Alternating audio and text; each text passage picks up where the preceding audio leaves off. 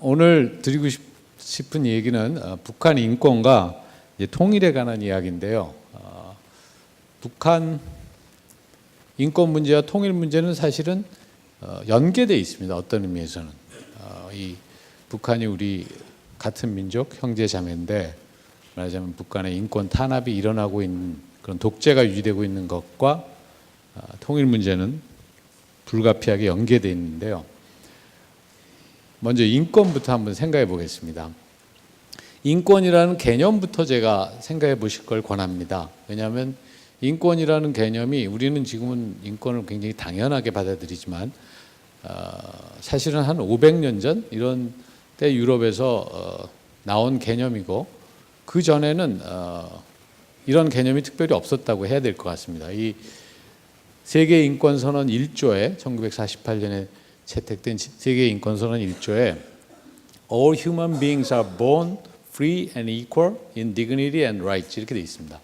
모든 인간은 태어날 때부터 그러니까 존엄성과 권리에 있어서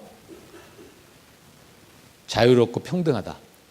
근데 특히 평등하다 하는 말, 저는 그래서 이 인권운동을 하시는 분들은 이렇게 얘기하면 별로 안 좋아하는 것 같은데, 인권이라는 개념도 저는 이념이라고 생각합니다. 아이디올로지.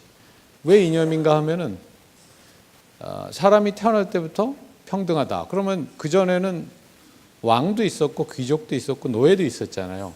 왕의 자식으로 태어나면 왕자고 노예의 자식으로 태어나면 노예였는데, 물론 그게 우리가 잘못됐다 이렇게 생각해서 이런 인권이라는 개념을 만들었지만, 사람이라는 건 원래 태어날 때부터 평등하다. 그랬을 때 그걸 어떻게 아냐? 누가 그랬냐? 신앙을 가지신 분들은 하나님이 그랬다 이렇게 얘기할 수 있겠지만, 그게 아닌 사람들에게 어디에 그렇게 써 있냐? 사람이 원래부터 평등하다고. 왕한테서 태어나면 왕자고 노예의 자식으로 태어나면 노예 아니냐? 이렇게 주장하는 사람들도 우리가 그것을 반박하기가 어렵습니다. 그러나 우리는 이렇게 믿자. 세상은 사람이 태어날 때부터 자유롭고 평등한 개념으로 살아야 우리가 살기 좋은 세상을 만들 수 있기 때문에 우리가 이렇게 믿읍시다 하는 거죠. 그것을 우리는 이념이라고 합니다. 그러니까 공산주의가 이념이듯이 국가를 평등하고 사회를 평등하고 정의롭게 만들기 위해서 국가가 생산수단을 독점하고 모든 사람들은 자기가 일한 많지만 보수를 받게 하자 하는 게 공산주의 아닙니까? 그렇게 하면은 평등하고 정의로운 사회가 될 것이다 하는 믿음을 가지고 사회를 이렇게 만들자고 제시한 거죠. 그게 공산주의죠. 그게 이념이듯이 인권과 민주주의도 제가 생각할 때 이념입니다. 사회를 이렇게 만들자. 그러니까 진리라기보다는 이념이죠. 우리가 이렇게 사회를 만들려고.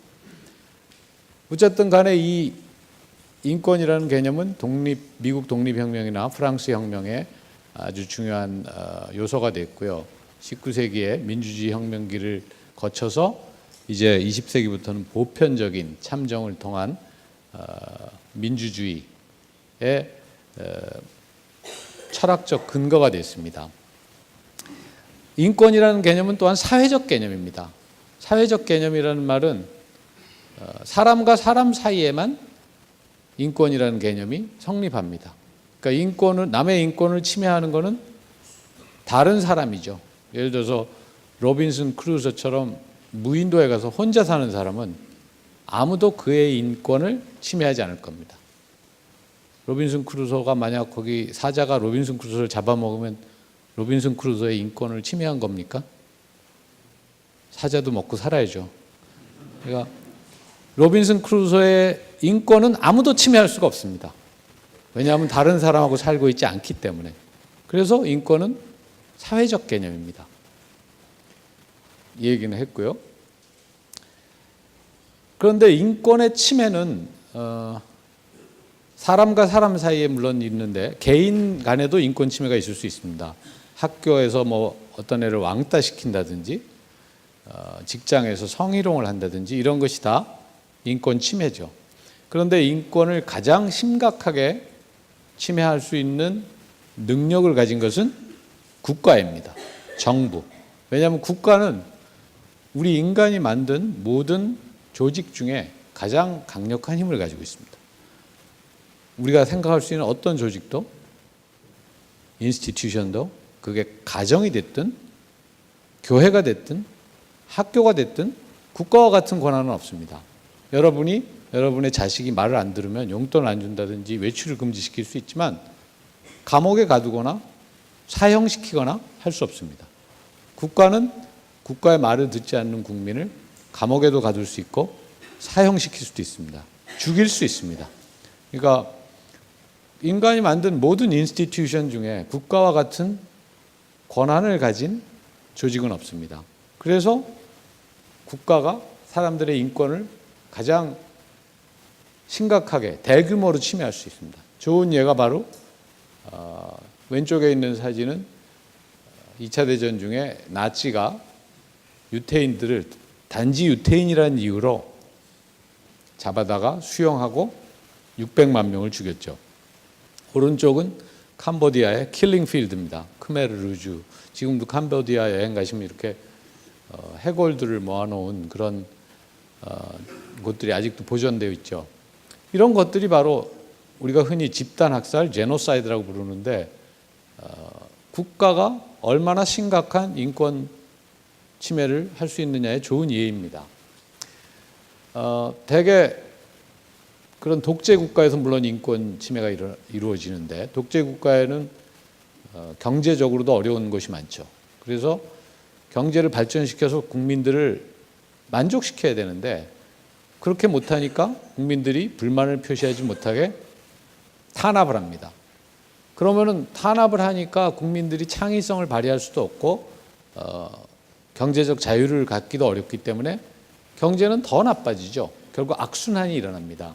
그러다 보면 어떤 시점에는 국민들이 그걸 참지 못하고 들고 일어선다든지 이러는 시점에 인류에 대한 범죄나 집단 학살, 아까 본 것 같은 나치나 크메르 루즈 같은 집단 학살이 일어나죠.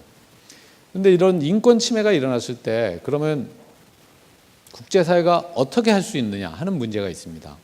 사실 오늘날 UN 같은 국제기구가 있습니다만 UN이라는 거는 처음에 만들 때부터 평화와 안보를 유지하기 위해 만들었습니다. 즉 2차 대전 전반에 두 차례 세계대전을 거쳐서 8천만 명의 사람이 죽은 다음에 국제사회는 또 한 번 전쟁이 일어나면 인류에게 미래가 없을 것 같다. 그래서 전쟁을 어떻게든 막아보자 하는 뜻에서 유엔을 만든 거죠. 그래서 유엔은 안전보장이사회에 있고 안전보장이사회는 국가들에게 강압적인 조치를 할 수 있습니다.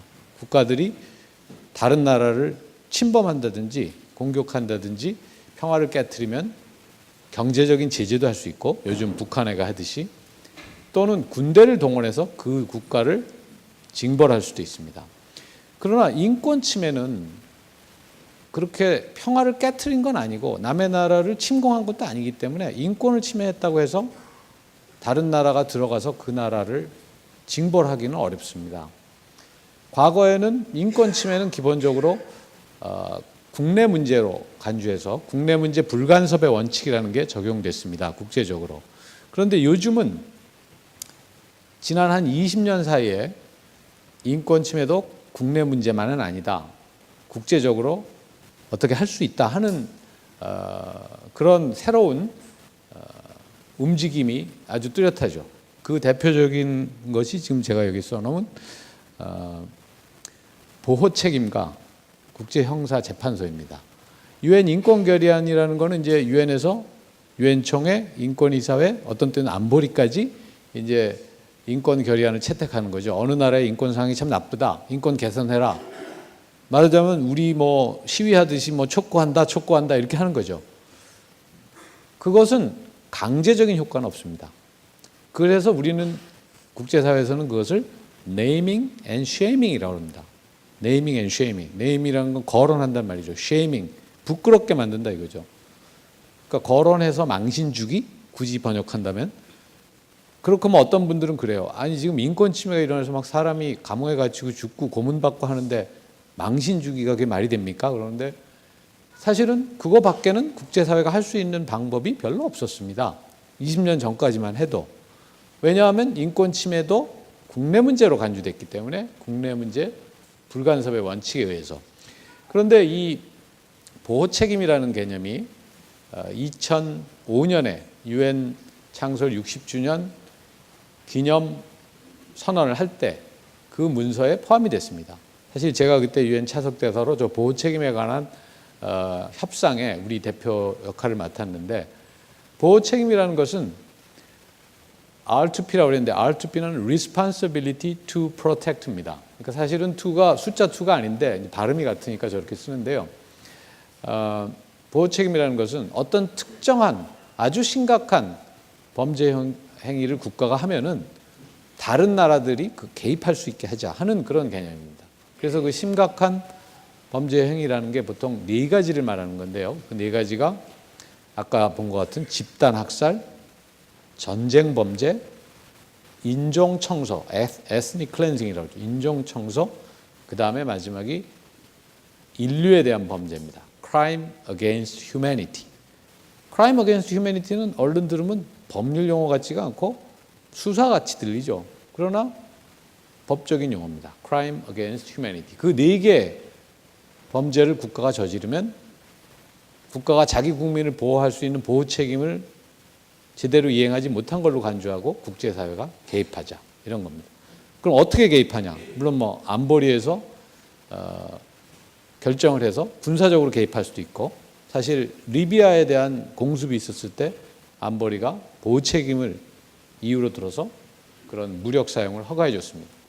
또는 그 바로 밑에 있는 국제형사재판소에 제소함으로써 개입할 수 있습니다. 국제형사재판소는 한 15년 전에 생긴 재판소인데요. 원래 국제재판소라는 거는 ICJ, 국제사법재판소 같은 것밖에 없었습니다. ICJ는 유엔과 함께 생겼는데 국가가 다른 나라를 기소할 수 있습니다. 그러니까 국가와 국가 간의 송사입니다. 즉 다른 나라가 자기 땅도 아닌데 이거를 차지하고 있다, 그래서 ICJ에 가져간다, 뭐 이런 식으로 하는 거죠. 일본이 독도 문제를 가지고 ICJ를 가져가겠다 하는 그런 식의 이야기를 한 적이 있죠. 그런데 이 국가와 국가 간의 송사는 양쪽이 합의해서 가지 않으면 안 돼요. 어느 한쪽에서 가져갈 수 없습니다. 그러니까 어떻게 보면 민사 같은 거죠. 그런데 국제형사재판소는 형사입니다. 그래서 국제형사재판소에 소추관이 있어서, 검사가 있어서 어떤 사건에 대한 고소고발이 들어오면 그것을 조사를 하고 그 개인을 처벌할 수도 있습니다. 전직 대통령이 국제형사재판소에서 재판을 받고 헤이그에 있는 감옥에서 지금 형을 살고 있는 사람이 있습니다. 그렇기 때문에 북한의 김정은의 경우는 이런 것을 굉장히 두려워할 수밖에 없겠죠. 그러나 물론 국제형사재판소도 아무나 그렇게 기소할 수 있는 건 아닙니다. 우선 국제형사재판소를 만든 로마 협정이라는 게 있는데 거기에 가입한 나라들은 자동으로 기소가 됩니다. 가입한 나라가 한 120개 정도 되는데요. 그러면 193개 유엔 회원국 중에 70개국은 가입을 안 했죠. 북한도 물론 안 했습니다. 우리는 했습니다. 이런 것들이 그전에는 국내 문제로 관련돼서 어떻게 해볼 도리가 없던 인권 침해를 국제사회가 개입할 수 있게 만들어준 근거입니다. 오늘날 세계 인권 현황인데요. 이건 프리덤 하우스라는 NGO가 분석해 놓은 건데 2016년 현재 세계에는 민주국가가 40%, 부분적 민주국가가 24%, 비민주국가가 36%다 이랬습니다. 민주와 부분적 민주를 합치면 64%죠. 그럼 세계 국가들의 한 3분의 2는 완전 민주는 아닐지라도 어쨌든 민주주의다 이거죠. 사실 이것은 40년 전에 비하면 큰 발전입니다. 40년 전에는 전체 국가의 3분의 1만을 민주주의로 간주했습니다. 근데 지금은 3분의 2를 민주주의로 간주하니까 40년 사이에 많은 민주국가가 새로 생겼고요. 북한의 경우는 이 이게 이제 프리덤 하우스에서 평가를 해놓은 게 1에서 7까지인데 1이 제일 좋은 거고 7이 제일 나쁜 건데 북한은 시민적 자유권, 뭐 정치적 권리 다 7을 제일 나쁜 걸 받았습니다. 우리나라는 한 2 정도를 받고 있습니다. 북한 인권 문제는 사실은 북한 핵 문제와는 달리 북한 핵 문제는 처음부터 국제 문제로 시작을 했지만 처음에는 국제사회에는 알려지지 않았습니다. 왜냐하면 북한 안에서 일어나는 일이 워낙 북한이 폐쇄적인 사회라 알려지지 않았고 밖에 그 다음에 아까 제가 말씀드린 것처럼 한 20년 전까지는 설사 그런 일이 있더라도 국제사회가 뭐 어떻게 해볼 도리가 없었기 때문에 특별히 거론되지 않았는데 이 앰네스티 인터내셔널이라는 그 NGO가 굉장히 적극적이죠. 이런 인권 문제에. 그래서 70년대서부터 북한에 이런 수용소가 있다고 들었다 하고 이런 문제를 제기하고 앰네스티 인터내셔널의 보고서에도 넣고 했습니다. 그러다가 1990년대 중반부터 북한에서 탈북자가 많이 나오기 시작했습니다. 탈북자가 많이 나오기 시작해서 증언을 하게 됐죠. 내가 북한에 있을 때 사실은 수용소에 있었다. 또는 내가 북한에 있을 때 잘 아는 사람이 수용소에 들어가서 갇혔다. 뭐 이런 증언들을 하기 시작하니까 그 증언에 따라서 북한의 인권 상황이 매우 나쁘다는 것이 알려지고 2003년에는 유엔 인권위원회가 북한 인권에 관한 결의를 채택하기 시작했습니다. 인권위원회는 제네바에 있는데 지금 현재는 인권위원회라고 안 하고 인권이사회라고 합니다. 유엔 인권이사회인데 제네바에 있고 지금 이 밑에 있는 사진이 그 제네바에 있는 인권이사회입니다. 천장이 아주 멋있죠. 2004년에는 인권이사회가 북한 인권 특별보고관을 임명했고 임명하기 시작했고 지금도 있습니다. 이 북한 인권 특별보고관이. 2005년에는 유엔 총회는 물론 뉴욕에 있죠. 유엔 총회도 인권 결의를 채택하기 시작했습니다. 그러다가 2014년에 지금 이분이 들고 있는 이 보고서가 나옴으로써 북한 인권 문제가 새로운 차원에서 논의되기 시작했습니다. 이분은 마이클 컵이라는 분인데 그 호주의 대법관 출신입니다. 그리고 북한 인권 문제에 대한 아주 굉장한 열성을 가지고 계시고요.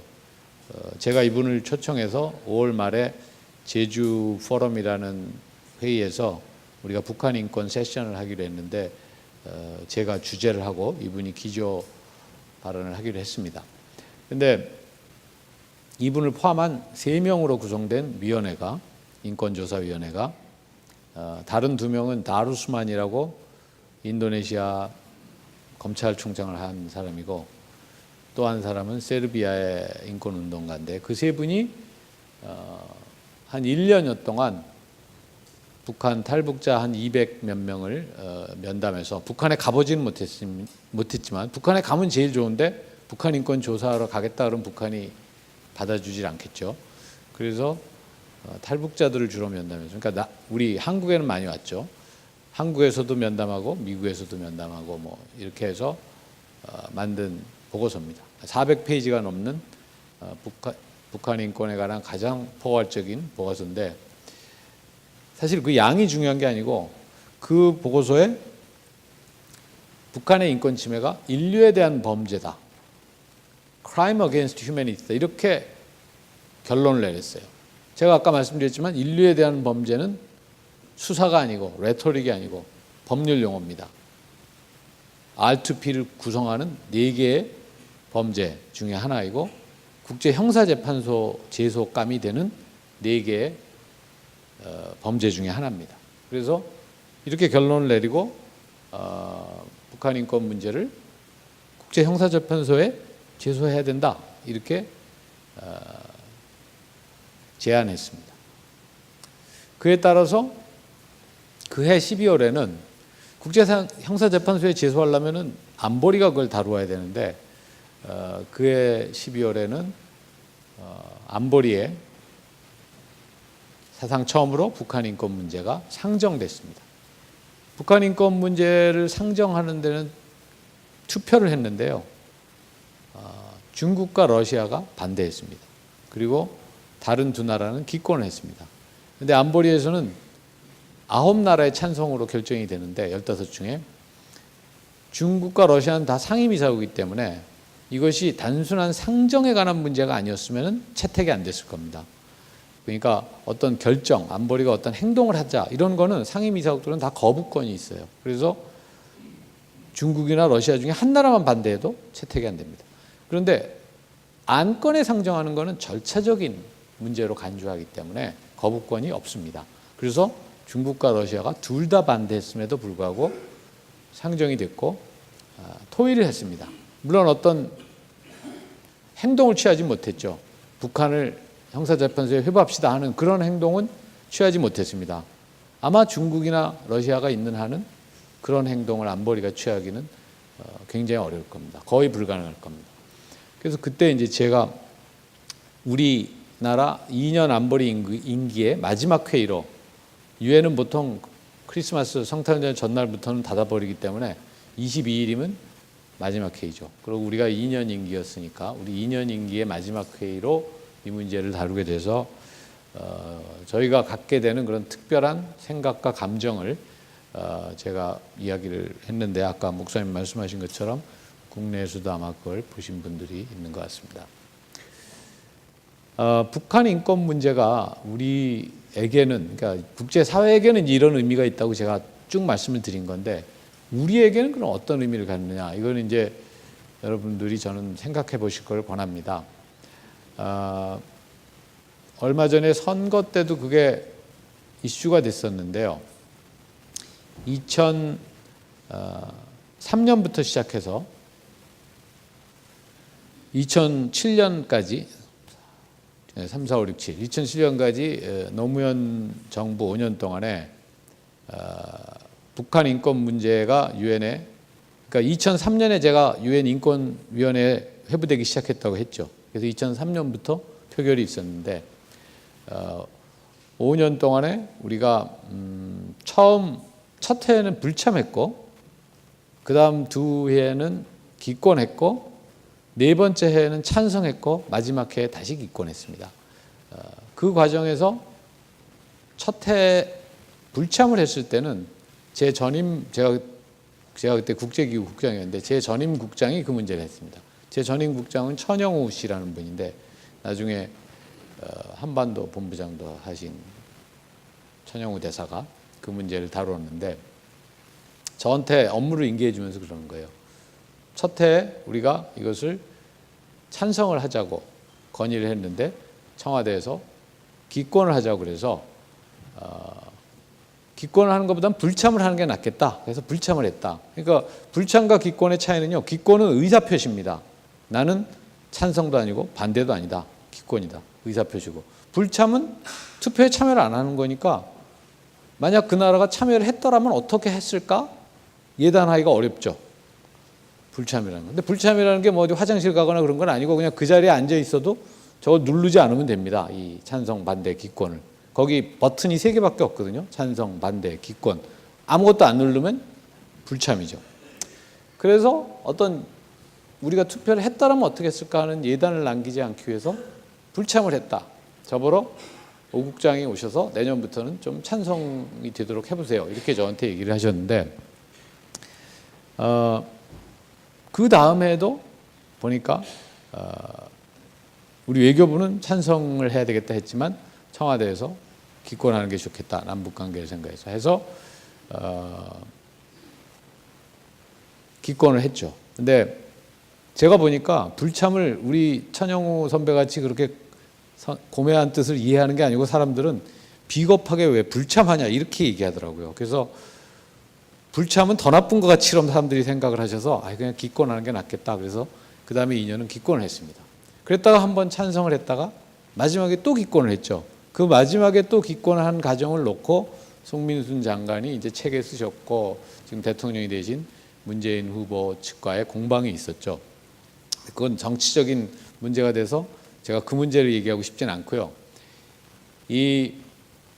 그런 상황에서 제가 국장일 때 2번을 다 기권했는데 제가 어디에 가서 왜 한국은 북한의 인권 문제에 기권합니까? 이랬을 때 설명을 해야 됐기 때문에 저는 뭐라고 설명을 했나 하면요. 우리 국내에는 우선 우리는 북한을 우리의 형제 자매로 생각한다. 형제 자매다 사실 생각하는 게 아니고 핏줄이기 때문에.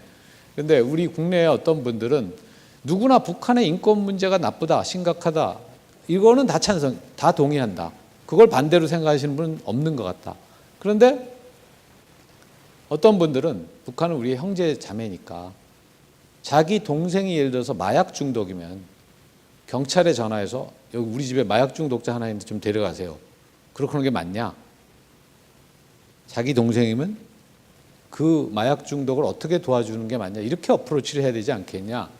이렇게 생각하시는 분들이 있고 그런 분들이 정당한 민주적인 절차에 의해서 집권을 하고 있기 때문에 우리는 기권한다. 제가 이렇게 설명했습니다. 그런데 이제 저 개인적으로는 나중에는 조금 좋은 비유는 아닌 것 같아요. 왜 그러냐면요. 북한이라는 게 북한의 그런 마약 중독자가 북한 주민이 다 마약 중독자냐? 아니거든요. 마약 중독자 동생이라는 건 북한 정권이죠. 북한 정권이 우리의 형제 자매인 주민들을 탄압하고 있는 거죠. 물론 북한 정권도 우리의 형제 자매지만 그건 소수의 사람들이고 소수의 정권을 잡은 사람들이 다수의 북한 주민들의 인권을 침해하고 탄압하는 거기 때문에 동생이 마약 중독자라는 비유가 꼭 정확한 비유는 아니었다. 제가 썼지만 제가 쓴 게 아니고 저도 들어서 쓴 거지만 그렇게 생각하고요. 맨 밑에 있는 북한에 대한 인도적 지원은 계속되어야 하냐. 저는 인도적 지원은 계속되어야 한다고 생각합니다. 사실 우리 박근혜 정부 때도 내내 작년 한 해를 빼놓고는 국제기구를 통한 인도적 지원은 우리나라가 가장 큰 공여국이었습니다. 우리가 제일 큰 돈을 냈습니다. 북한에 대한 인도적 지원. 인도적 지원이라는 거는 옛날에 우리가 뭐 북한에 대한 쌀 주고 비료 주고 그런 거를 얘기하는 게 아니에요. 북한의 인도적 위기, 홍수라든지 기아라든지 이런 게 났을 때 국제기구를 통해서 그걸 도와주는 겁니다. 국제기구들은 70년 동안 그것만 했기 때문에 인도적 지원에 가서 어떻게 그 돈이 제대로 쓰일 수 있는지 하는 노하우가 다 있습니다. 그러니까 그것이 북한에게 잘못 쓰이는 거 아니야? 이런 걱정 안 하셔도 됩니다. 그래서 인도적 지원은 저는 어떤 상황에서도 해야 된다고 생각하는데 작년 한 해에는 우리가 그것을 중지했습니다. 다음에 이제 남북한 통일 문제에 대한 좀 생각인데요. 저는 이거는 사실은 제가 좀 젊은 분들, 우리나라의 학생들 이런 분들에게 학생들이 통일 문제나 북한에 대해서 잘 모르잖아요. 그래서 그분들에게 얘기할 때 사용하는 PPT라서 여기 저보다 선배님들이 또 많으시고 북한 문제를 잘 아시는 분들에게 좀 안 맞는 감은 있는데요. 그래도 제가 가져온 게 이거밖에 없기 때문에 이걸로 설명을 하겠습니다. 저는 우리 젊은 세대가 통일에 대한 관심이 없고 북한을 잘 모르는 거에 대해서 어떻게 어프로치 해야 되냐 그런 얘기가 나왔을 때 어떤 분들은 제가 한 달 전에 어디 가서 강연하는데 저랑 같이 강연하신 분이 신 박사님이라고 통일 대박이라는 표현을 처음 쓰신 분이에요. 그리고 그분이 책도 썼어요. 통일 대박. 그래서 자기가 쓴 건데 박근혜 정부에서 통일 대박이라는 말을 뭐 마음대로 쓴다 그러시더라고요. 근데 어쨌든 이 통일이 되면 우리에게 돌아오는 혜택이 많다. 그분 책을 읽어보면 다 나와 있습니다. 많죠. 그거는 아무도 부인 못합니다. 그런데 혜택이 많으니까 우리가 통일을 해야 된다 하고 젊은 세대에게 이야기하는 거는 저는 한계가 있다고 생각해요. 왜냐하면 혜택도 있지만 부담도 있거든요. 그리고 젊은 세대들이 생각할 때는 지금 이렇게 사는 것도 우리가 뭐 아무 문제가 없는데 뭐 그 혜택을 보고 통일을 꼭 해야 되냐, 저렇게 우리를 핵무기를 만들어서 위협하고 그러는데 이렇게 생각하기 쉽죠. 그래서 그것보다는 저는 민족적 동일성, 민족주의적인 그 민족성에 대한 그것을 일깨워 주는 것이 오히려 필요한 게 아닌가 그런 생각에서 만드는 PPT고요. 이승 국어사전에 민족이란 같은 지역에 살고 같은 말을 하고 생활 양식, 심리적 습관, 문화, 역사 등을 같이 하는 인간 집단이라고 했습니다. 그 앞에 한 2개, 3개의 요건까지는 70년이 지났어도 별 문제는 없는데 심리적 습관, 문화 이런 부분이 70년이 100년이 되면 유지가 될 수 있을까? 과연 같은 민족이라고 부를 수 있을까? 그래도 점점 더 어려워지겠죠. 그렇기 때문에 사실은 통일의 당위성이 있습니다. 전 세계에 한 민족이 한 8천만 있는데 남한에 5천만, 북한에 2,500만, 그 다음에 전 세계에 흩어져서 한 700만이 살고 있습니다. 그러니까 우리가 민족을 생각하면 반드시 북한을 생각해야 됩니다. 우리 민족은 남한에만 살고 있는 게 아니거든요. 우리가 대한민국 국민을 생각하면 남한에밖에 없지만 민족을 생각하면 8천만의 거의 3분의 1이 북한에 살고 있습니다. 이 한반도 위에 오랫동안 우리가 함께 살아왔죠. 그래서 저는 우리 젊은이들에게 그럽니다. 여러분들이 거울을 볼 때 보이는 여러분들의 얼굴 속에 우리의 민족의 얼굴이 거기에 있다. 우리 조상들, 우리가 살아온 5천 년을 살아온 이 한반도에서 5천 년을 살아온 우리 선조들, 조상들, 아버지, 어머니, 할머니, 할아버지의 얼굴이 다 여러분들의 얼굴 속에 있다. 뭐 저뿐 아니라 여기 계신 분들도 그러실 것 같은데 저도 나이가 60이 넘기 시작하니까 거울을 볼 때 어떤 때 저는 부모님이 다 15년, 한 20년 전에 돌아가셨거든요. 두 분 다. 근데 거울을 볼 때 어떤 때 우리 어머니 얼굴이 있네? 그런 느낌이 들어요. 제가 제 얼굴을 볼 때. 우리 아버지 얼굴이 있네? 하고. 젊었을 땐 좀 그런 생각이 잘 안 들죠. 이 삼국시대에 말 달리는 이 화랑들의 모습을 보세요. 이 얼굴. 그 다음에 이것도 삼국시대입니다. 어떤 귀부인의 얼굴을 보세요. 요즘 화장하고 다니시는 우리나라 여성분 얼굴하고 많이 안 다르죠. 성형수술 안 했는데 코도 높죠. 김홍도가 그린 이 씨름판에 웃고 있는 이분의 얼굴을 보세요. 이거는 신미양요입니다. 1871년에 미국 배가 군함에 와서 우리 폭격하고 우리나라 사람들을 잡았는데 아마 이분은 자기 사진이 뭔지도 몰랐을 거예요. 자기가 사진을 찍히고 있다는 것도 전혀 몰랐을 거고 그냥 두려울 뿐이죠. 3.1운동 때 유관순 열사의 얼굴입니다. 일제시대에 위안부로 끌려가는 한 소녀의 얼굴입니다.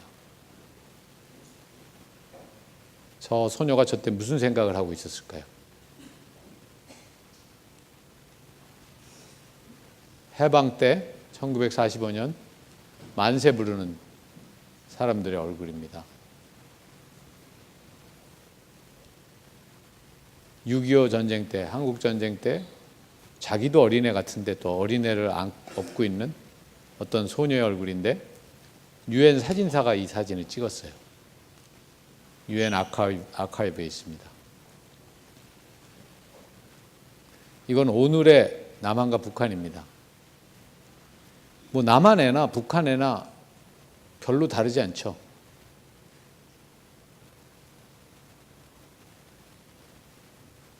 그런데 남북은 분단되어 있습니다.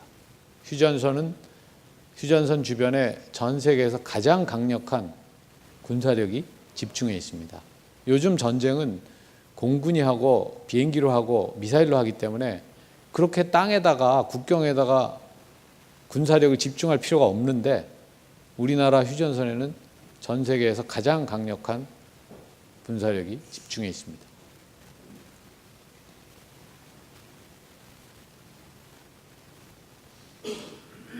북한은 우리하고 다른 길을 걷고 있을 뿐 아니라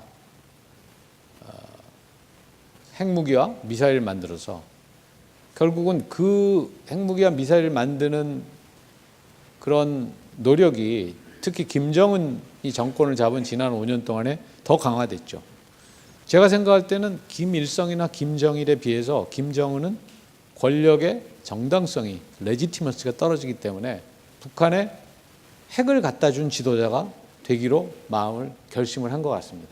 북한에 핵을 갖다 준 지도자가 되면 전 세계에 핵을 가진 나라는 합법적으로 가진 5나라, 그 다음에 NPT에 가입하지 않고 가진 3나라, 8나라밖에 없습니다. 거기에 추가해서 북한이 자기가 핵 무기를 보유한 국가가 된다면 나쁜 의미에서지만 역사적인 일이죠. 그런 역사적인 과업을 이룬 지도자가 되겠다는 거죠, 김정은. 그러다 보니까 북한 경제는 엉망입니다. 경제를 발전시키려면 북한도 중국이 간 길을 가야 됩니다. 설사 일당 독재를 유지하더라도 경제를 개방해서 그리고 개혁해서 열심히 하면 중국 사람이 하는 거를 북한이 못할 리가 없습니다. 북한 사람들도 우리 같은 한국인입니다. 부지런하고 한민족입니다. 부지런하고 미래지향적입니다. 그렇기 때문에 중국이 간 길을 가면 분명히 잘 살게 될 텐데 그걸 못하는 거죠. 독재를 유지해야 되니까. 그래서 지금 군 위주, military first 정책을 취하고 있고 북한을 탈북하는 사람이 여태까지 3만 명이 넘어서고 있습니다. 통일로 가려면 어떻게 해야 될까요? 하는 부분에 대한 이건 제 생각인데요. 그냥 제가 4가지 생각을 담았습니다. 우선 북한 핵 문제를 어떤 식으로든지 해결해야 됩니다. 저보러 똑같은 질문을 10년 전에 하셨다면 통일로 가려면 북핵 문제 해결해야 돼요? 이렇게 얘기했다면 꼭 그런 건 아니죠. 저는 그렇게 대답했을 것 같아요. 10년 전에는. 북한 핵 문제가 10년 전하고 지금 사이에는 엄청난 차이가 있습니다. 왜 엄청난 차이가 있냐? 북한이 5번의 핵실험을 해서 이제는 핵 능력을 거의 가졌다고 봐야 됩니다. 1998년부터 2000년 사이에 5번 핵실험을 해서 핵 능력을 갖게 된 인도와 파키스탄은 모두 5번 정도 핵실험을 하고 안 했습니다. 그 다음에. 왜 안 했냐? 5번 하면 된 거예요. 된 게 무슨 뜻이냐? 날아가는 핵무기를 만들면 됩니다. 핵무기는 비행기에 실어다가 떨어뜨릴 수가 없습니다. 물론 처음에 히로시마 나가사키에 사용한 핵무기는 비행기에다 실어다가 떨어뜨렸죠. 미국이. 그때는 미국이 완전히 하늘을 잡고 있으니까 일본이 그 비행기를 쏴서 떨어뜨릴 리가 없다. 이런 확신이 있었기 때문에. 그리고 그때는 핵무기가 엄청 무거웠습니다. 초기의 핵무기는. 그럴 수밖에 없었습니다. 핵무기는 핵물질이라는 것 자체가 무겁습니다. 유라늄이 제 주먹만 하면 아마 100kg이 넘을 거예요. 굉장히 무겁기 때문에 나가사키에 떨어뜨린 리틀 보이라는 핵무기는 4톤이었습니다. 요즘은 핵무기를 날아가는 핵무기를 만들려면 무슨 수를 써더라도 핵무기를 1톤보다 가볍게 만들어야 돼요. 1000kg보다. 4톤짜리는 미사일에 실을 수가 없습니다. 1톤보다 작게 만들어야 되는데 1톤보다 조금 작게 만들면은 큰 로켓에, 큰 미사일에 실을 수 있어요. 즉 장거리 미사일 같은 데 실을 수 있어요. 점점 더 작게 만들 수 있다면 가벼운 미사일에도 실을 수 있습니다. 그러니까 그거를 위해서 실험을 하는 겁니다. 인도나 파키스탄이나 그거를 위해서 5번을 실험을 해서 됐다. 날아가는 핵무기가 우리 손에 있다. 그러고는 더 이상 개발 안 했어요. 왜 개발 안 하냐? 인도나 파키스탄이 미국이나 러시아랑 전쟁을 하려고 핵무기를 갖는 게 아니거든요. 그냥 쓸 수 있는 핵무기가 있으면 됩니다. 그것을 뉴클리어 케이퍼빌리티라고 합니다. 핵 능력이죠. 북한도 핵 능력을 가지려고 하는 거라면 지금 5번을 핵실험을 했으면 인도나 파키스탄보다 북한이 기술이 떨어지지 않는다고 우리가 추정했을 때 거의 됐거나 이미 됐을지도 모르죠. 그래서 한 번 더 핵실험을 한다면 왜 할까 하는 거에 대해서 여러 가지 생각을 할 수 있는데 하는 김에 아주 작게 만들어보자 일 수도 있어요. 아주 작게 만들면은 수소탄도 만들 수 있습니다. 수소탄 속에 작은 원자탄이 들어있는 거거든요. 또 아주 작게 만들면 단거리 미사일에도 실을 수 있습니다. 단거리 미사일은 500km 이내로 날아가는 미사일 말하는데 지금 과학자들의 말에 의하면 세계에서 그렇게 핵무기를 작게 만들 수 있는 나라는 미국과 러시아밖에 없대요. 그러나 만약 북한이 그렇게까지 작게 만든다면 북한에서 남한에다 쏘는 미사일에 치를 수 있겠죠.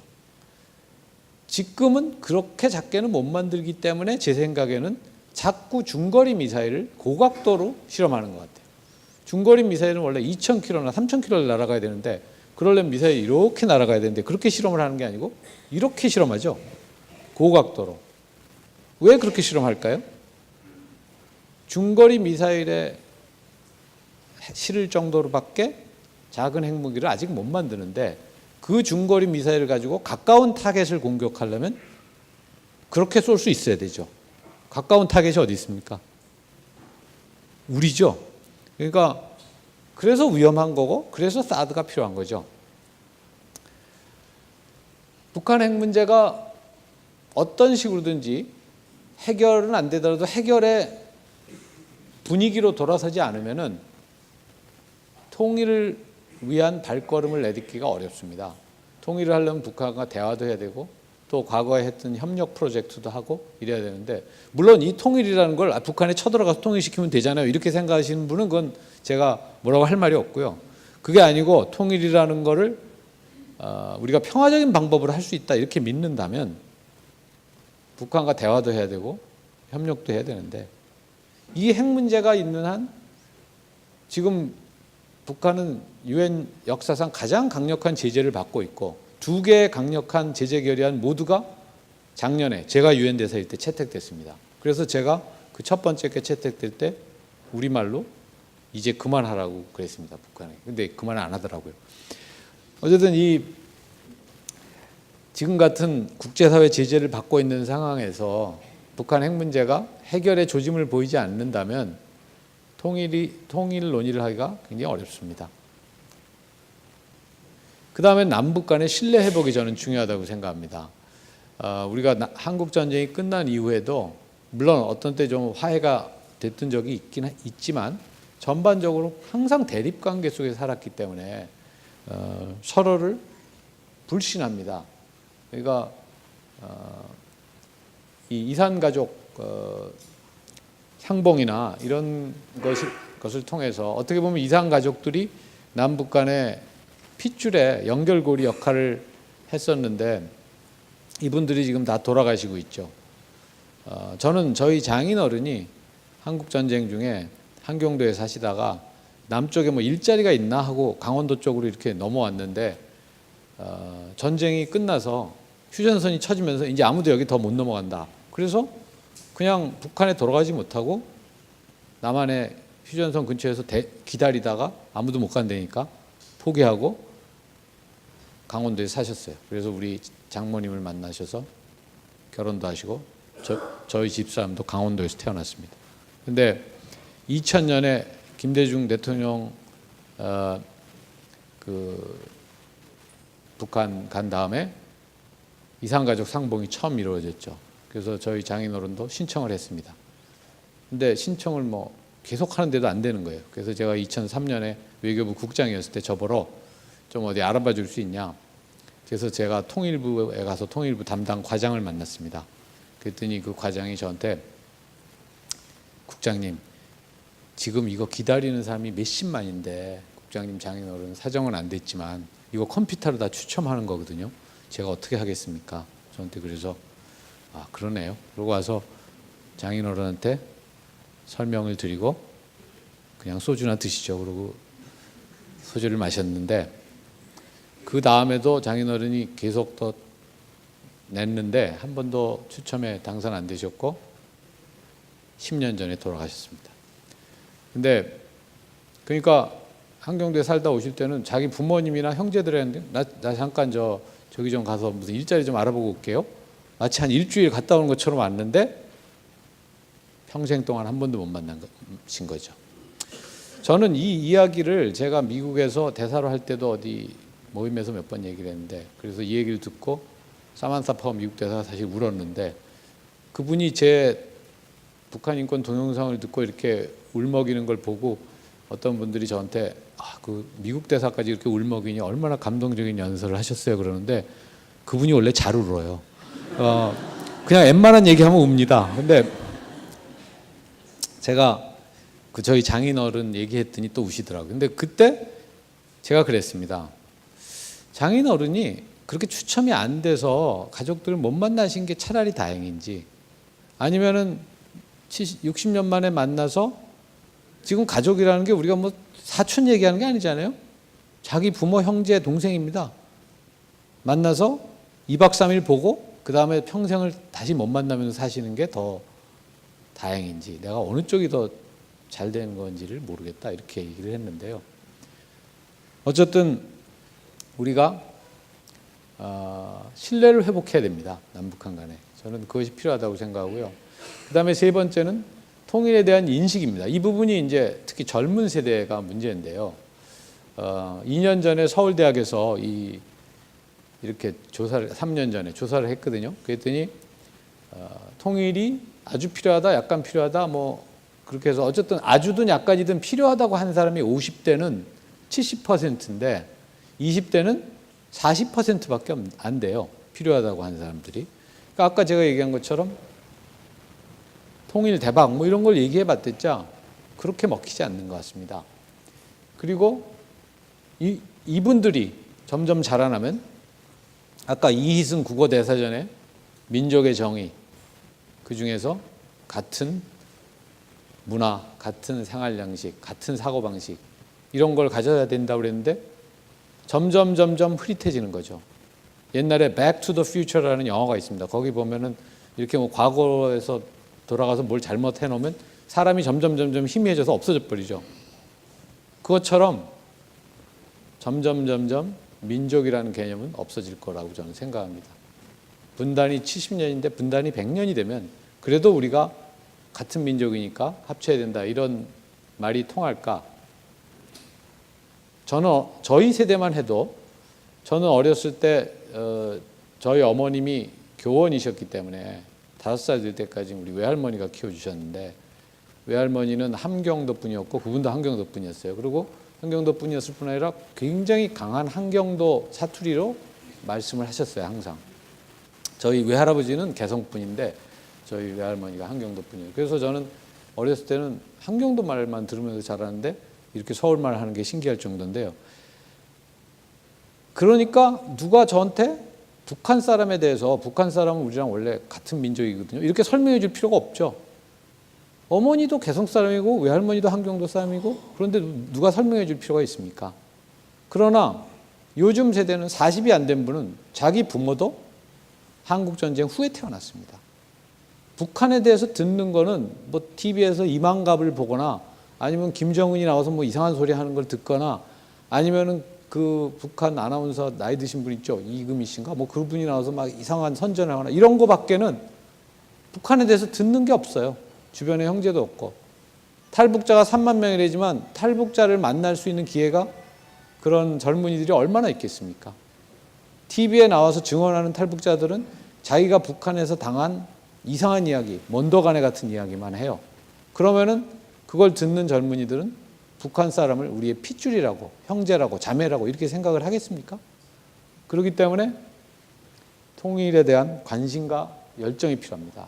여기 지금 아까 북한 NGO 하시는 우리 김인수 대사 사모님도 그렇고 있으신데, 저도 북한 탈북자들이 저를 많이 만나자고 해서 제가 유엔에 있을 때는 뉴욕에 오는 북한 탈북자들은 꼭 저를 만나자고 그래요. 제가 관광지예요, 거의. 뉴욕에 왔으니까 오준 대사 만나야지 하고. 그러면 제가 다 만나주거든요. 근데 내일 저녁에도 사실은 제가 탈북자 2분하고 저녁을 먹기로 했는데, 이분들은 양강도에서 왔습니다. 양강도라는 게 평안도와 함경도 사이에 북한 정부가 도를 하나 또 만들었더라고요. 양강도 출신인데, 이런 탈북자들이 와서 단체도 만들고 우리도 북한 관련 NGO가 많은데 그 NGO들이 대부분이 두 가지 중에 하나예요. 하나는 김정은 타도하자.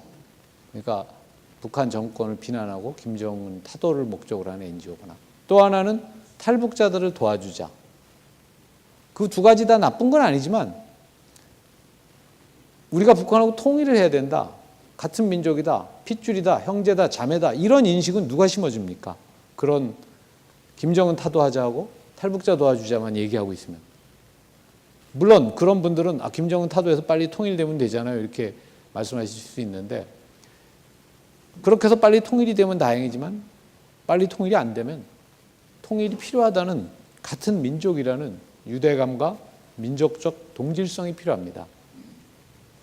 우리 남한에서도 우리가 여기까지 오는데 그냥 온 게 아니죠. 엄청 고생해서 이 나라를 이렇게 만들었습니다. 우리가 그것을 북한에 있는 형제 자매들에게도 같이 누릴 수 있는 그런 날이 올 것이다 하는 확신을 가지고 그런 노력을 할 필요가 있다고 생각하고요. 이 얼굴들이 우리의 얼굴들이고 거울을 보면 다 있는데요. 민족적 동질성, 같은 민족으로서 한 핏줄에 대한 애정, 유대감, 그런 것이 저는 필요하다고 생각합니다. 감사합니다.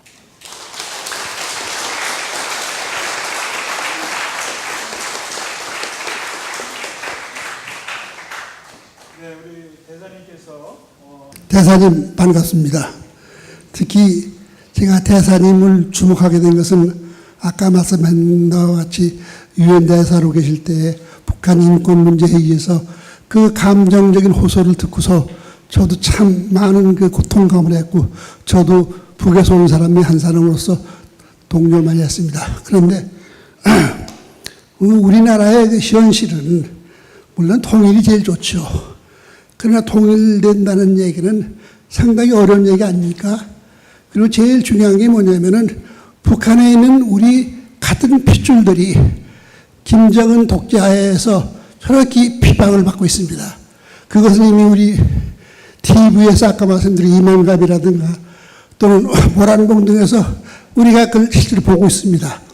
그러면 지금 우리가 탈북난민이 3만 명입니다.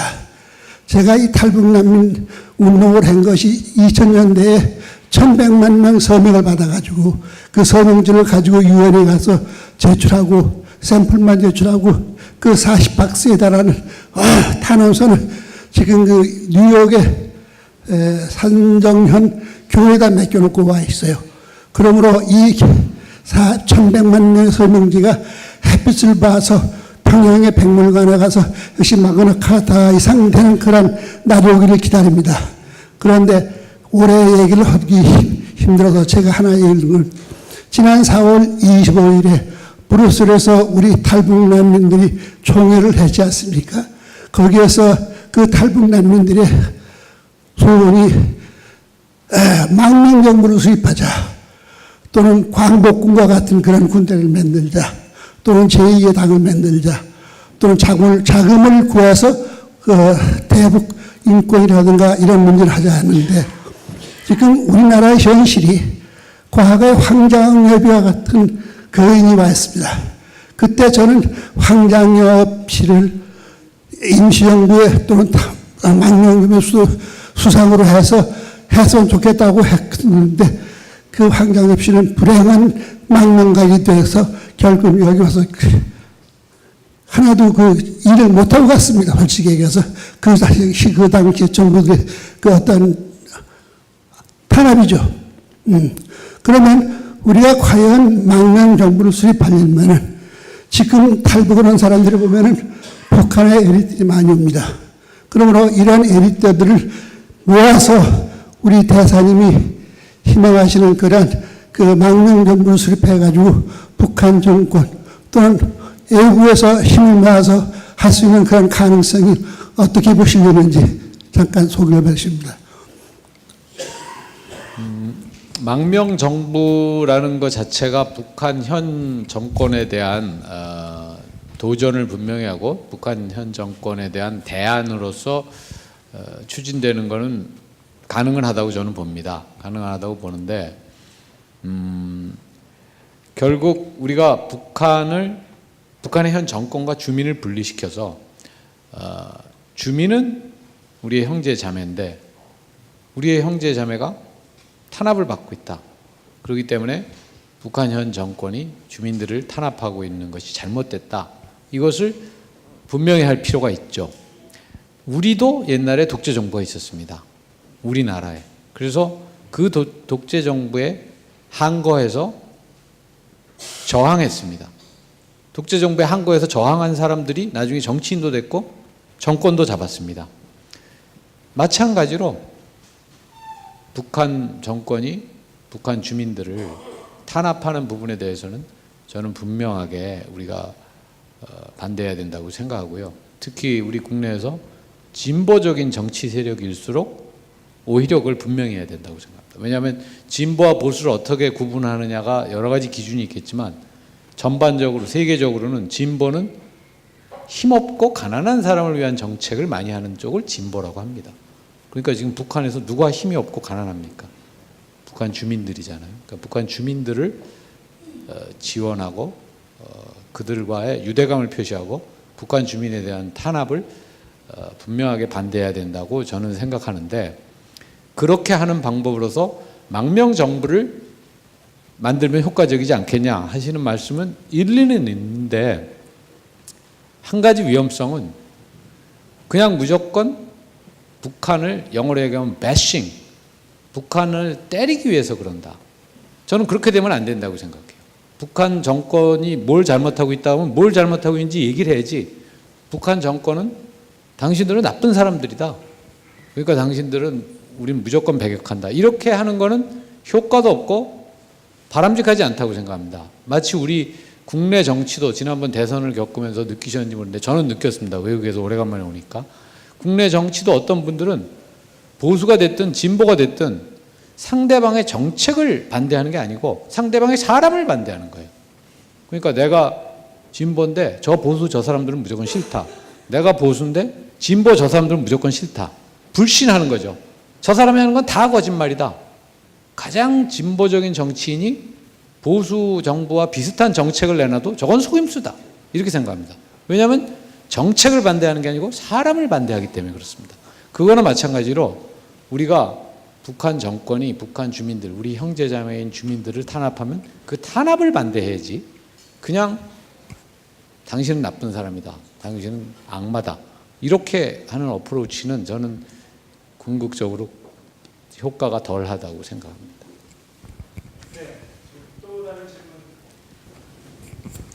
저는 이제 바보 같은 질문 하나 하겠습니다. 그 외교 전문가로서 우리나라가 통일이 될 것 같습니까? 두 번째는 되면은 얼마나 걸릴 것 같아요? 그냥 정확하게 이야기 안 해도 대충 전문가로서 짐작을 대답해 주시면 되겠습니다. 저는 통일이 남북 간의 대화도 하고 협력도 해서 남북한이 서로 비슷해져서 통일이 되는 게 바람직하다고는 생각하는데요. 지금 현재 김정은 정권이 하고 있는 그 양상을 볼 때는 아까 제가 말씀드린 것처럼 김정은은 북한에 핵무기를 갖다 준 지도자가 돼서 자기 권력을 공고화하려고 하는데 그건 잘못된 방식이거든요. 그렇게 한다고 해서 자기 권력이 공고화되지도 않고, 김정은이 권력을 공고화하려면 주민들을 먹여 살려야 됩니다.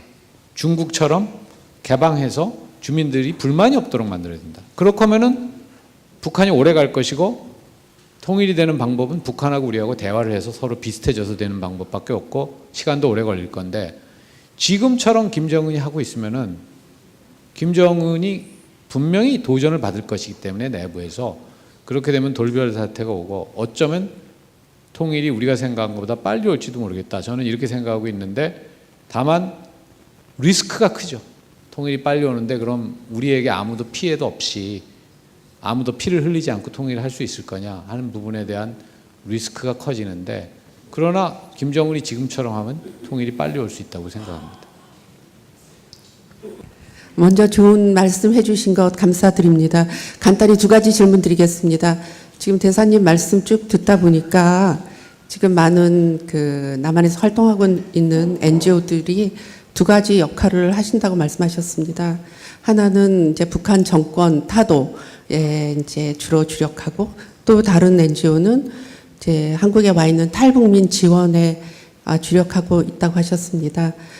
이것도 굉장히 중요하지만 사실은 우리 젊은 세대들이 통일에 대한 의식이 점점 없어지고 희박해지기 때문에 그 통일 의식 내지는 통일 문제에 대한 의식 확산이라고 해야 할까요? 그런 건데 그런 곳에 주력해야 할 거라고 말씀하셨는데 그 대사님께서 생각하시는 구체적인 방안 내지 그런 것이 있다면 좀 말씀해 주셨으면 좋겠고요. 또 한 가지는 오늘 저희 새사랑교회에서 이런 강연을 하시니까 앞으로 통일에 있어서의 저희 교회의 역할에 대해서 잠깐이라도 말씀해 주시면 감사하겠습니다. 뭐 제가 그런 거에 대한 해답을 갖고 있는 건 아니지만요. 저는 이제 국내 돌아온 지 5달밖에 안 되는데 그 전에 6년 반을 해외에 살았습니다. TV에서 KBS에서 매주 한 번씩 통일의 창인가 북한의 창인가 제가 정확한 제목을 생각이 안 남북의 창이라는 프로를 해요. 그래서 북한 TV 중에 북한의 생활상이나 북한 사람들은 어떻게 살고 있나 하는 그런 모습을 보여주는 그 프로를 합니다. 저는 그런 접근 방식이 필요하다고 생각합니다. 그러니까 북한 정권이 잘못하고 있는 건 잘못하고 있다는 것을 분명히 우리 2세들에게 차세대들에게 알려줘야 되지만 그와 함께 북한 사람들은 우리와 똑같은 사람들이다. 우리하고 남이 아니다. 북한 사람들도 노래하는 거 좋아하고 술 마시는 거 좋아하고 자기들끼리 연애도 하고 뭐 가끔 가다가 뭐 연애하다가 막 잡혀가는 한이 있더라도 또 도망가는 사람도 있고 그렇게 우리와 똑같은 민족이고 빗줄이고 같은 사람이다 하는 인식을 심어줘야 되고요. 탈북자들도 우리가 이만갑처럼 북한에서 뭐 이상한 경험을 한 거를 우리에게 알려주는 역할만 하게 할 게 아니고 우리와 똑같다는 걸 알려주는 역할을 탈북자들이 해야 됩니다. 탈북자들 20살 전에 탈북한 애들은요 5년만 있으면 한국 사람하고 똑같아요. 북한 사투리도 안 써요.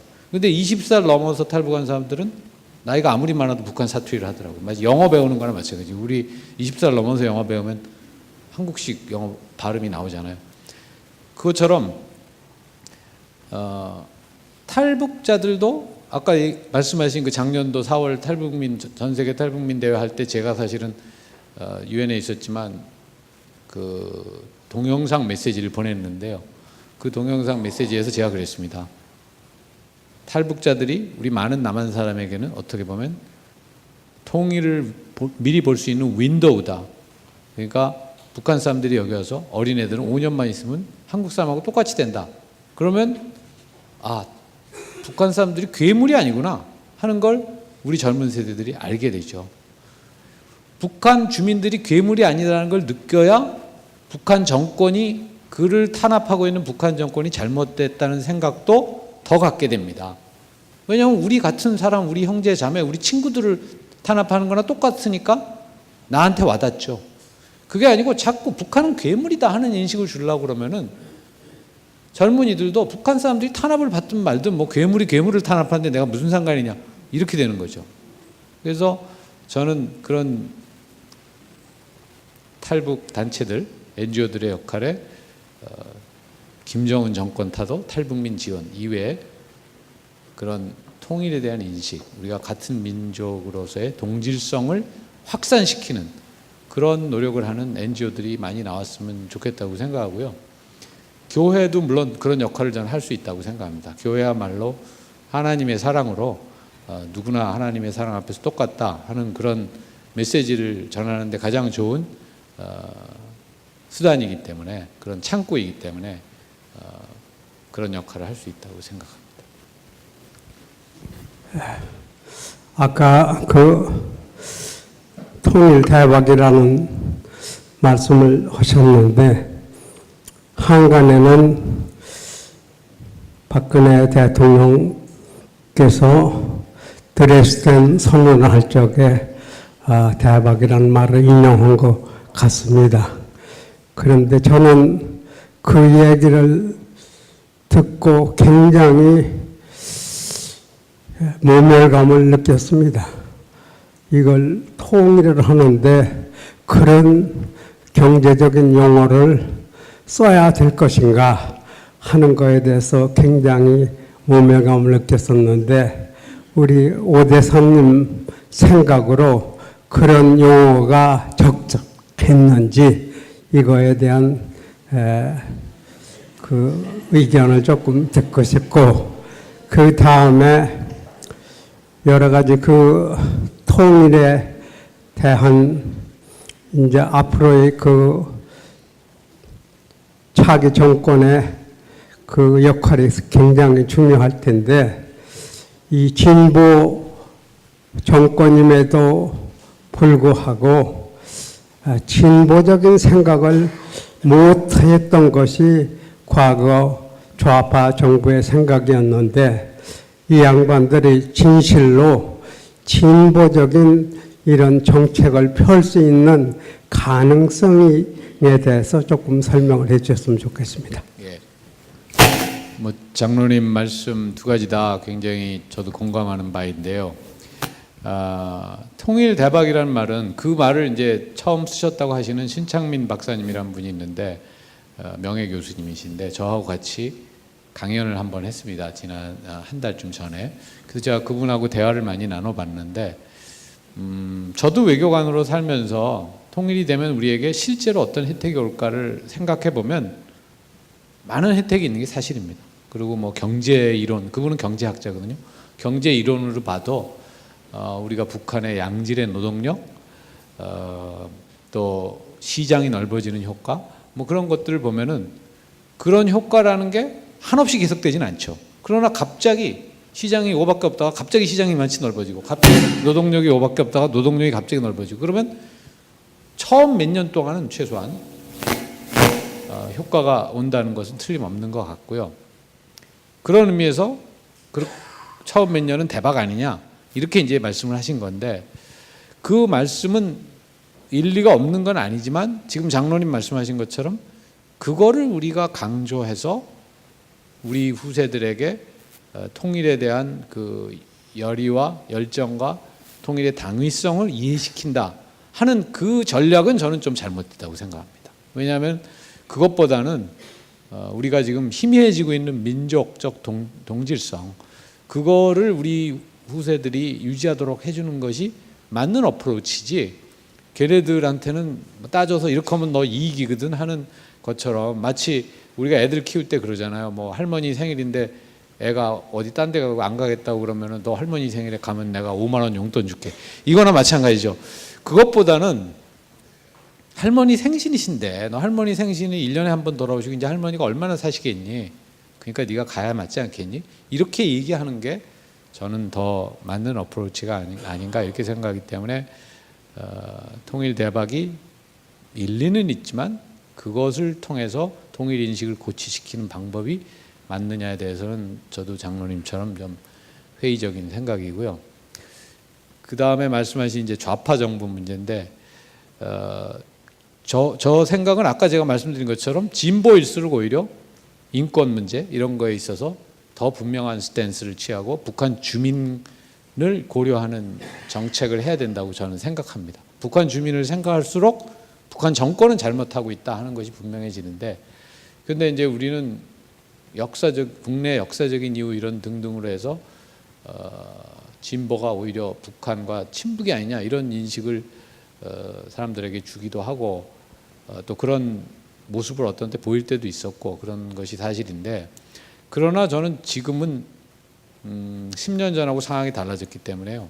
제가 아까 북한 핵 문제 말씀도 드렸지만 지금 상황에서 특히 미국의 트럼프 대통령도 들어오고 했는데, 그런 상황에서 우리 정부가 북한과 우리는 협력부터 해야 되겠다 이렇게 할 수가 없어요. 어떤 정권도 그렇게 할 수가 없고요. 특히 북한이 지금 같은 제재를 받고 있는 상황에서 우리가 제재를 위반할 수 없지 않습니까? 그러니까 우리가 나서서 그렇게 하려면은 북한 핵 문제도 가닥이 잡혀야 되고 여러 가지로 정리가 돼야만 그런 대화 협력으로 다시 돌아갈 수가 있기 때문에, 저는 진보 정권이 들어섰다고 해서 우리가 막 이상한 정책이 나오지 않을까, 대북 정책이 나오지 않을까 이렇게 우려할 필요는 별로 없는 게 아닌가 그렇게 생각하고 있습니다. 시간도 다 되고 그래서 제가 질문도 점점 어려워지고 그래서 이 정도.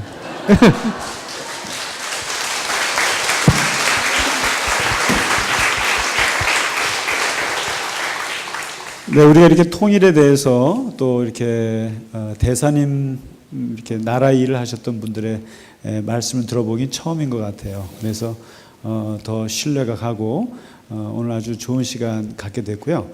저희가 원래 이 통일에 대한 이 시간을 갖게 된 중요한 이유는 사실 아까 우리 손문경 권사님께서 두 번째 질문하셨던 그 질문이 저게 제가 드리려고 했던 질문이었는데, 교회가 이념과 특별히 상관없이 사실 교회 안에는 다양한 이념들을 가진 분들이 모여있기 때문에 통일을 위해서 할 수 있는 일은 구체적인 일이 무엇일까를 지금 고민하고 있습니다.